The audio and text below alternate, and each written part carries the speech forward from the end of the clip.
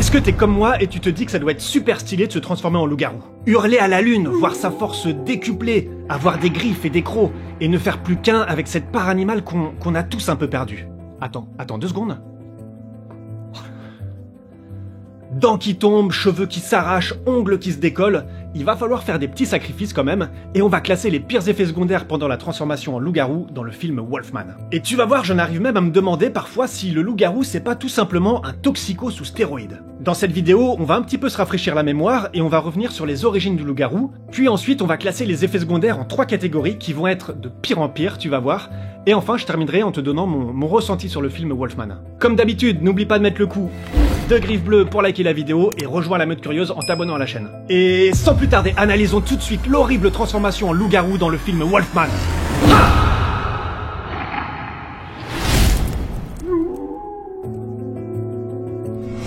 Le loup-garou ou lycanthrope, c'est une créature mythologique et plus précisément, c'est un être humain qui a la faculté de se transformer en loup. Cette transformation, elle peut être permanente ou temporaire lorsque la pleine lune apparaît. D'après les croyances, cette transformation, elle peut se produire à la suite d'une malédiction ou même d'une blessure infligée par un loup ou un autre loup-garou. La créature, elle va alors attaquer et tuer d'autres animaux sauvages et parfois même des personnes qui se sont aventurées dans les bois. Au départ, c'est principalement une croyance européenne, mais elle s'est par la suite répandue dans le monde entier. Le fait qu'un être humain se métamorphose en animal, ça s'appelle la thérianthropie. Et je suis très content parce que j'ai appris un mot aujourd'hui. Et est-ce que tu savais qu'en Afrique, il existait la légende des Yengarous? Les Yengarous, ils peuvent se transformer quand ils veulent sans forcément respecter le cycle lunaire. Et cette transformation, elle est souvent héréditaire. Franchement, je trouve ça hyper stylé. C'est assez difficile d'estimer la naissance du mythe du loup-garou.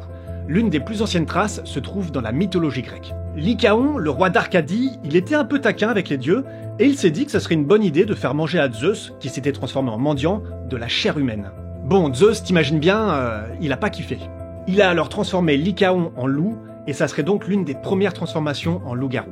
Au Moyen-Âge, on a même eu le droit, tiens-toi bien, à des procès de loup-garou. En 1573, le corps d'une fillette âgée de 12 ans a été retrouvé. Elle a été affreusement mutilée, elle présente même des traces de morsures, et elle a été dévorée. Au total, c'est 4 enfants âgés de 9 à 12 ans qui perdront la vie.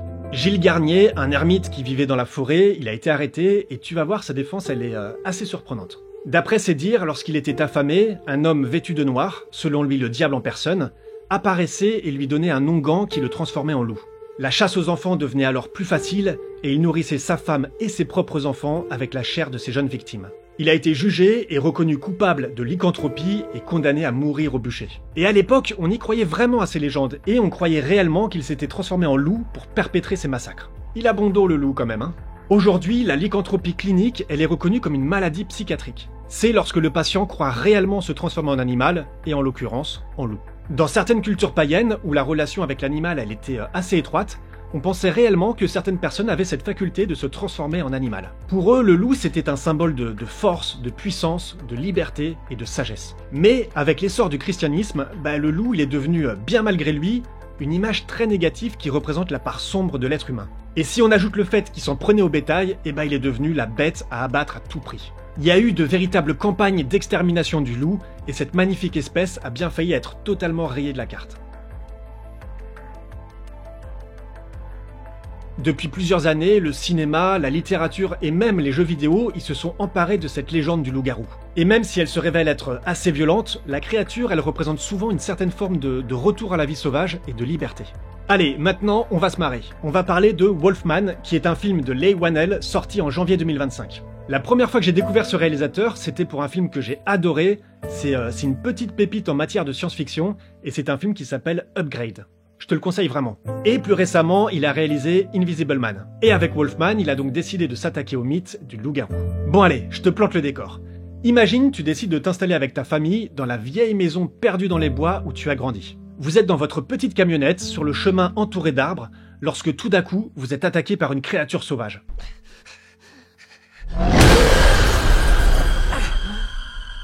Et là, malheureusement, tu vas être blessé au bras par les griffes de la bête. Mais tu réussis quand même à te réfugier dans la maison isolée, à la merci de la bête sauvage.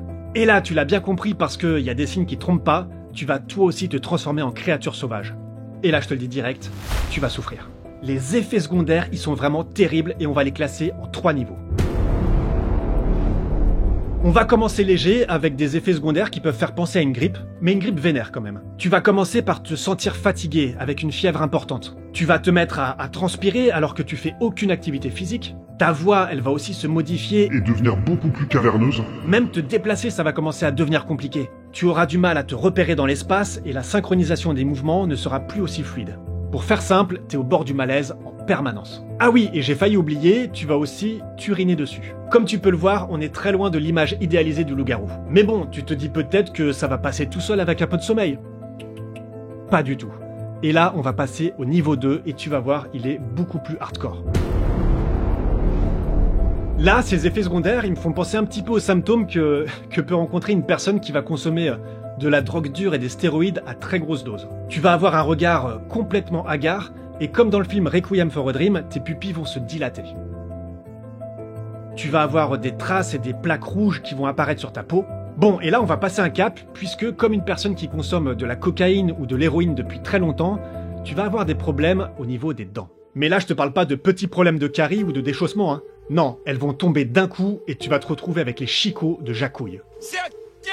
Et à la façon d'un bodybuilder qui s'injecte beaucoup trop de stéroïdes, tu vas développer un comportement agressif même avec tes proches. Mais agressif au point où tu as envie de les tuer. Tu vas avoir des poils absolument disgracieux qui vont pousser sur tout ton corps aussi. Et si t'espérais avoir une magnifique crinière sombre en te transformant en loup-garou, bah là aussi c'est raté puisque tes cheveux vont tomber par touffes entières. Et tu vas te retrouver avec la coupe de cheveux de Gollum.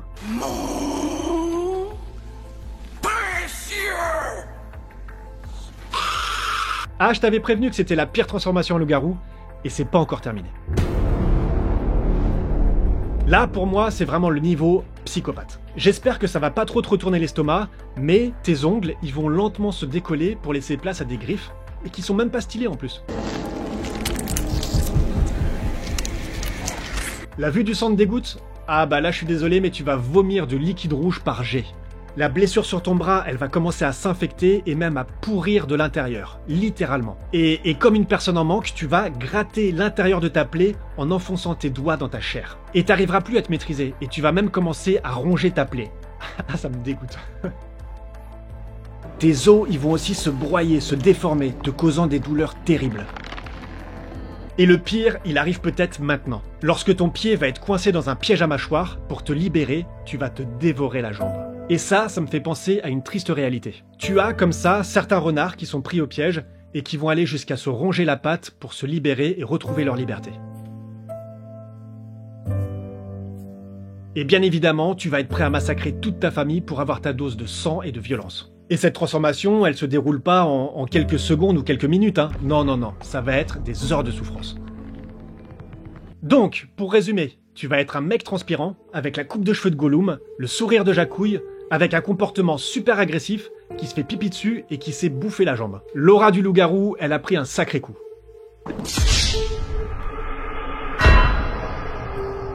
Bon allez, j'avoue, j'abuse un peu, il y a 2 ou 3 effets secondaires un peu plus stylés. Ta force musculaire, par exemple, elle va se décupler. Bon, par contre, ne crois pas avoir un corps d'Apollon, hein. Ta masse musculaire, elle va pas changer. N'imagine même pas avoir les biceps de Schwarzenegger Prime. T'auras toujours le même corps, bien plus fort certes, mais beaucoup plus disgracieux. Tes sens, ils vont se développer aussi. Rien que le bruit des pattes d'une araignée peut te rendre fou si tu maîtrises pas ta nouvelle forme. On a souvent tendance à idéaliser la transformation en loup-garou, mais dans le film Wolfman, on a vu qu'elle était loin de cette image super badass. Non mais franchement, regarde-moi cette gueule! Alors dis-moi, t'as toujours envie de te transformer en loup-garou? Franchement, j'ai bien kiffé la première moitié du film, il instaure une atmosphère assez sombre, assez lugubre. On a l'impression d'être à la place des personnages, on peut ressentir le danger que représente la forêt. Je pense que ce qui m'a le plus plu, c'est qu'au début du film, on suggère la créature. On la voit pas vraiment. Un peu comme le fait magnifiquement Steven Spielberg dans ses films, comme dans Jaws par exemple. Le danger, il est toujours suggéré. Je pense par exemple à la scène où on voit juste la buée du loup-garou. Ou même les moments où on entend juste des sons caverneux. On imagine la créature sans jamais la voir. Et après, la deuxième moitié, elle est beaucoup plus grand spectacle. Pour moi, elle marche un peu moins bien et elle est beaucoup plus prévisible. Et je trouve aussi que de manière générale, les acteurs, de temps en temps, ils manquent un petit peu d'investissement. Mais juste pour cette première moitié, je regrette pas d'être allé voir le film. Ah si, il y a un truc que j'ai bien kiffé aussi, c'est les vues subjectives, quand le personnage il se transforme en loup-garou. On voit qu'il perçoit son environnement complètement différemment et ça c'était assez cool. Hésite pas à me dire en commentaire quels sont pour toi les pires effets secondaires de cette transformation. Pour moi, c'est clairement la violence envers la famille. Le côté brutal et bestial de la transformation, c'était assez original, mais j'ai trouvé que ça manquait un tout petit peu d'iconisation du loup-garou.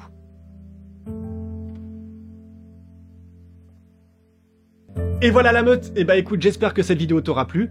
Si jamais t'es pas encore transformé en loup-garou, et bah écoute, je t'invite à regarder cette vidéo, et moi je te dis à très vite la meute.